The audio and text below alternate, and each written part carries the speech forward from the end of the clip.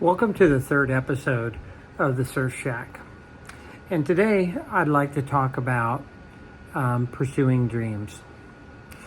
It's very important that we figure out the things that matter most to us and do our best to pursue them with all of our might.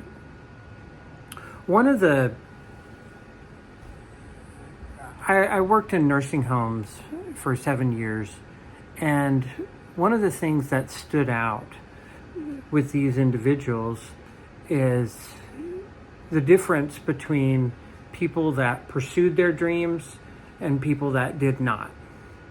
And what I found is that people that went after their dreams,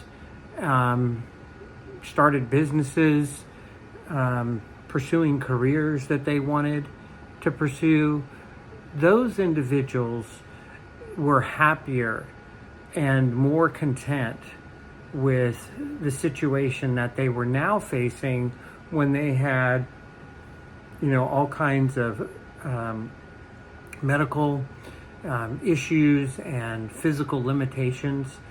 It was much easier for those individuals to be okay. Now, in contrast, there were individuals that talked about dreams that they had, but did not pursue. And those individuals suffered much more with depression symptoms. And they were basically warning me. It's like, Dr. Stride, it's really important while you have the chance in this life to get after the things that are most important to you. Because if you do, you're not going to have regrets. So basically, in a nutshell, what they described, the individuals that did not pursue their dreams, is that the things that they did not do were their greatest regrets in life. And those individuals struggled more with depression. And then there came a day when their physical abilities decreased. And so I just want to encourage everybody out there, if there's things that are on your heart that you really want to do, I would encourage you to give it a shot, to try, to do everything you can, and then, let God, the universe, whatever decide, if that's going to come to fruition. But do your best to live from the heart each and every day. And I can just, say by doing that, you're much happier on the journey. There's a song, called The Climb by Miley Cyrus. And it talks about the importance of enjoying the journey, enjoying the climb, not the destination. And I must confess that probably, decade ago, I was very much focused on where I was going, and what that can do is it can steal the joy that you have in the moment. And so it's important, yes, it's important to have long-term goals. Absolutely. To have things that we're going after that are kind of big things, and plotting out a plan of how you're going to get there and all those types of things. Those are very important, but don't let your joy be determined on like when all the ducks are in a row. And so I lived that way for many, many years. It's like, unless all the ducks were in a row, I really struggled, to feel happy. And so So really what the Surf Shack is all about is really trying to get the most out of every day. And, like there's no tomorrow. And I know that that's a really difficult thing to do, but when I was diagnosed with cancer, about 12 years ago, it was a huge shock because it was probably one of the first times, in my life, there was others, but where I felt powerless. Like something was happening to me that I couldn't control.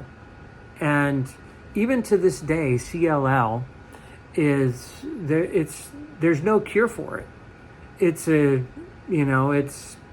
And I still have it to this day. And even after going through treatment, and getting my white blood cells under control, because with CLL, you know that you need treatment when your white cells are elevated. And so, so I had treatment and I feel great. I'm doing well. And I'm really grateful for that, which is a big reason why, I started running trails. I started running trails for the cure of CLL, chronic lymphocytic leukemia. And, and thank goodness for researchers. They're always doing research and trying to figure things out. But still, to this day, there's not a cure, but we hold out hope. But basically, CLL is a chromosome 23 deletion that causes the blood cancer. And so when this happened, I went to the doctor and had my normal physical, and the doctor, noticed, like, gosh, your white cell count is really, really high. So then then did follow-ups and things like that, and found out that that's what I had.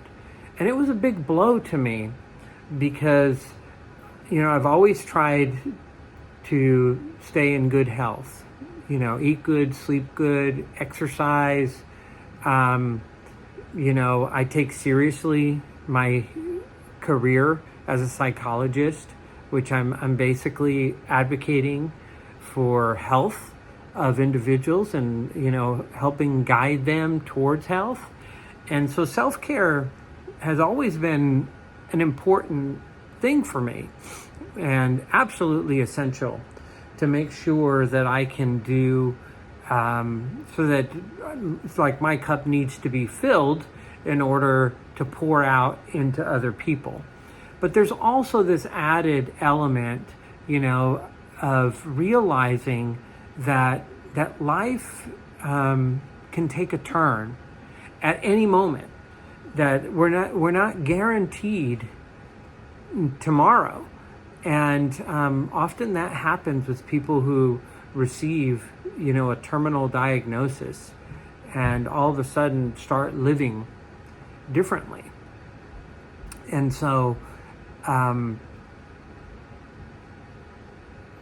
So I think a lot of the reasons why I've written, have been working on the Surf Shack, is to really focus on helping myself and other people to live the healthiest, most productive, fun, meaningful life that we can possibly have.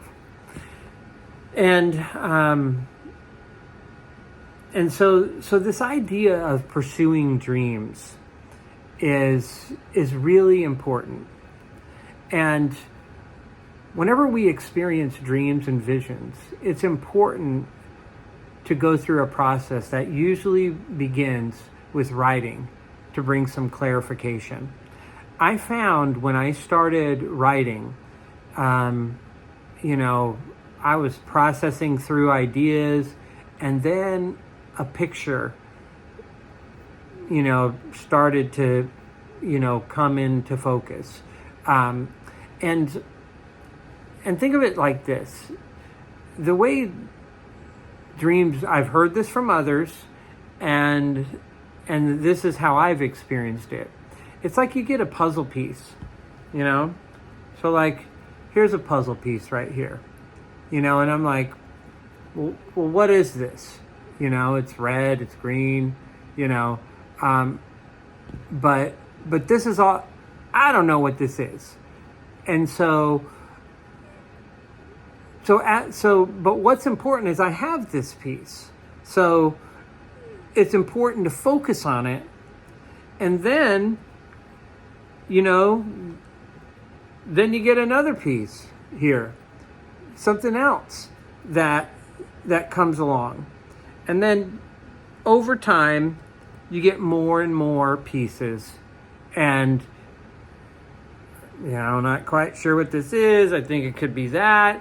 And so it's very important when we get these puzzle pieces that we move towards them, that we move into those puzzle pieces, and then you'll get more and more and more.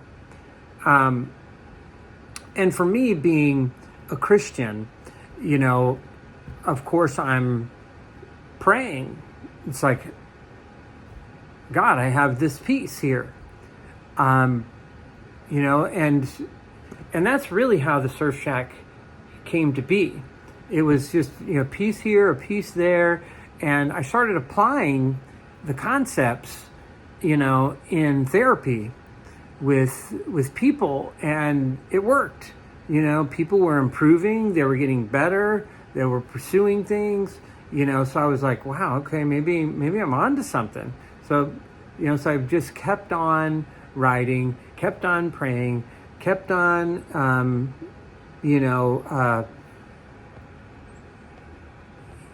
seeking guidance and direction. And as I've done that, what I've noticed is it churns people up around us, because people around us are used to us being a certain way. Our families, our, friends, for me, people in church, work, and because I was getting a picture of things that, and I'll be honest with you, it's been over a year, and it just keeps growing and growing and growing and growing and getting more and more clear and more clear. So I'm like, okay, I got to pay attention to this. I got to keep going. And so when we start to pursue our dreams, it will affect others around us, and a lot of times people will not understand exactly what is happening, and there may be pressure to remain in a box. It's like, hey, Steve, you've always been this way. What is going on? Are you losing it? What's happening to you? And I know that I have felt that way at times. It's like, man, am I losing it? Am I off my rocker? What is happening here? And so I started, doing research on dreamers, on individuals that had ideas and thoughts that were placed upon them, and they just couldn't get away from it. One example in my faith is Jesus. He came to earth with a very specific purpose, and people didn't understand who he was, why he was here, what was going on, even those closest to him, didn't understand. There was misunderstanding. At the age of 12, Jesus was in the temple, and he was reading from the Torah, and his parents were, looking for him, and they couldn't find him. And there's a scripture that says, why were you looking for me? Did you not know that I must be in my Father's house? Indicating that his primary purpose on earth was to hear God and obey God and do what God wanted. And his mom, dad, brothers, in fact, his brother James, was, opposed him in a lot of ways. Later on, he came around and ended up writing the book of James. So a dreamer will often be on this individualized, very intimate journey that many people around them will not understand. And I know for myself, it was just like, whew, okay, I guess that's the way. I guess when you are pursuing things that are in your heart, that you're moving towards, adversity, opposition is going to happen. Yeah, so Jesus' parents did not fully understand until, he was resurrected. And so, and it's kind of sad that he lived his whole life being misunderstood. And, that those 33 years, there was this misunderstanding. Even the people that were closest to him, his disciples, they were with him for 3 years, and they went everywhere with him and did all kinds of things. And those folks, in the end, didn't fully understand what was happening. And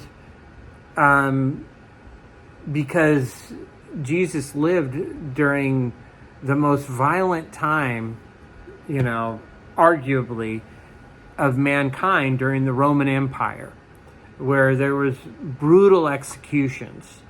And I don't think that was a mistake. Like from our faith as a Christian, Jesus made the ultimate sacrifice to save us all. And so when he needed them most, there's this scene in the Garden of Gethsemane where he is sweating drops of blood. And medically, that's possible. I remember I researched it and did in speech class on, the physiology of the crucifixion. And yeah, it's medically possible. And I can tell you, as stressed out as I have been in my life, I have never sweat drops of blood. So that's how upsetting all of this was to Jesus. And he told his friends, hey, stay awake with me, and they fell asleep, and then Peter, said, hey, I'll follow you all the way. And then Jesus told him, you're going to deny me 3 times before the rooster crows. And sure enough, that's what he did. I mean, Peter came around later, and he was also crucified. He was crucified upside down later on. But Jesus had to lead the way and go about it on his own. He had to take on the sins of the world, and God couldn't even be a part of that, So Jesus was alone, as he took on the sins of the world. So the hero's, the dreamer's journey is often met with very difficult times. And that is just a part of the pattern. and, being misunderstood. On a much lighter note, Walt Disney. He was a cartoonist, and, and he had this dream of creating this place for his daughters where, they could play and the family could play with them. And ultimately, it resulted in Disneyland in Anaheim, California. And Disneyland opened on July 17th, 1955. And Walt believed so much in this that, he had this $17 million project to create Disneyland, which would be this place that would never end. It would just keep going and expanding. But his vision drove it forward. And there was opposition. People were laughing at him like, are you serious? This is not possible. Because he was thinking out of the box, concepts that nobody could understand. So as a Christian, it's easy to understand that God, puts this dream upon you, and then you go about living it out. And I'm not sure, where Walt was, but clearly he had a dream. And I believe dreams can come from anywhere. And so where somebody has something that is so intense that's inside of them that they simply have to express it and let it out.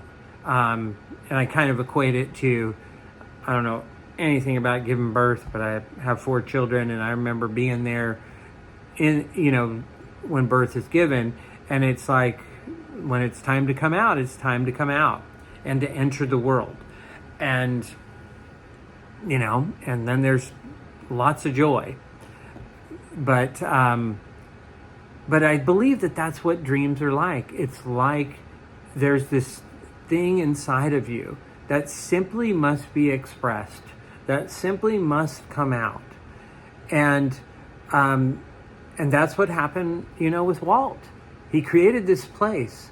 And who would have ever thought 70 years from 1955 that there would be Disney parks all over the world?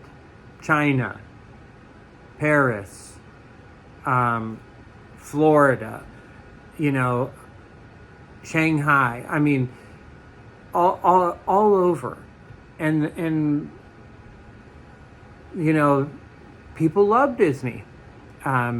We just went to Disneyland recently, and I mean, they're buying the T-shirts and the hats, and it's easy to get on board when everybody else is on board. And this is a kind of an important point here. It's much easier to swim with the crowd, to do what everybody else is doing. And that can lead to a path of, comfort, joy, but not all your heart. To step out on what has been placed upon you and to live to the full is a whole nother level of existence. And I'm pointing out some of the challenges that come, with stepping out like that. And a good philosophy that really emphasizes the individuality of all of us as human beings, that is the reality, and especially for the dreamer.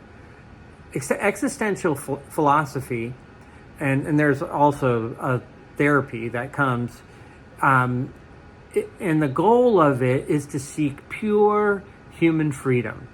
where one finds out their own value within themselves.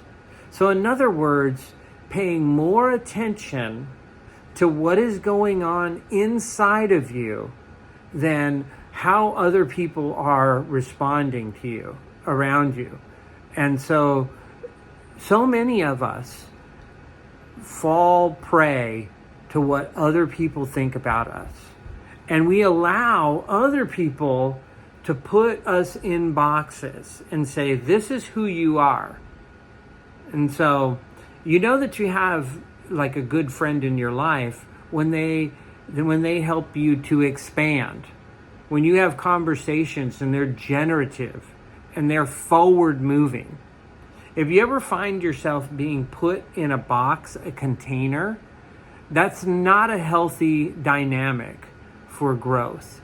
And so relationships are supposed to be, I interact with you, you interact with me, and we both elevate to a higher level. So the word existence comes from the root exister, which has literal meaning to emerge or stand out. So really, the goal of our lives is to emerge. You know, just like a flower, it opens up and we see more dimensions. We see what's inside, fragrances, colors, you know, and we're not supposed to fit in. You know, you've heard the saying, march by the beat of your own drummer. That is what we're supposed to do. That's how we change the world, is by finding our own music and living into it. And then just gathering puzzle pieces, one by one, gaining more and more understanding of our unique purpose on earth. When we walk on the edge of our experiences internally, we will definitely stand out and most definitely will be misunderstood. That's just, so it's not bad that we're misunderstood. It's actually good. And so, and what I've deciphered so far is people will get it later. You know, they understood Jesus later. Peter understood Jesus later, and then that took him further. You know, people understand Walt later, and you know, oh, okay. He helped them to see things they could not see and do things that no one thought was possible. We look at the last 100 years, you know, technology, I mean, compared to where we were in 1925 compared to 2025 is just astronomical. We've been to the moon, you know, we all have these cars. I'm aware of some technology that hopefully should be coming out within the next couple decades, where flying cars. Who would have ever thought? It's just so the innovators, the creative folks, you know, it's important, and we all have that within us. And so it's important to figure out what is going on. And it takes courage to listen to our voice. You know, it takes a lot of courage when there's all the noise and all the pressure to say, hey, just, Steve, just drive in your lane. Just do what everybody else is doing. Don't rock the boat, you know. And what I'm here to tell you, like I started the talk today, those are the people that stay in the box. Those are the people that are going to have deep regrets in the latter years of life. And so we need to have courage to listen to our voice. because that is the only true path to happiness. And people aren't going to understand it, and that's okay. That's what I'm here to say. If you hear anything today, is it's okay to be misunderstood. But if you are living out the truth that is within you, that's what it's all about. You don't need to do anything for anyone else. You just do your thing. Who knows? We just might achieve greatness and change the world in small or large ways by marching at the beat of our own drum. So I want to encourage you, that's the takeaway today. March at your own beat, your own pace, do your own thing. Don't try to blend in. We need folks that are willing to step out. And that's what you're not alone. There's others like you. So I just want to encourage you to go for it.